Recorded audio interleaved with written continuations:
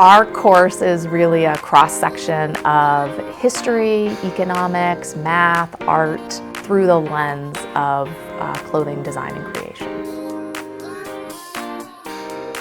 We get the opportunity to learn how to sew by hand, but also with a machine. So it's very exciting to be able to learn how to make your own clothes.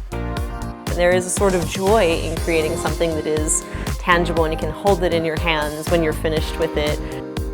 We're talking about fast fashion, we're talking about pricing clothing, where is the manufacturing of clothing happening, profit margins.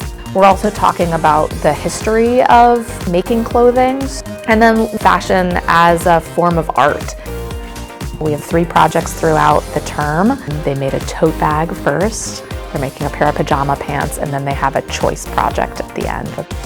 We're all doing very different things, but also doing the same thing at the same time. And it's really fun. It's a good way to connect with people that I don't usually connect with. And it's just cool to be able to work together, but also independently.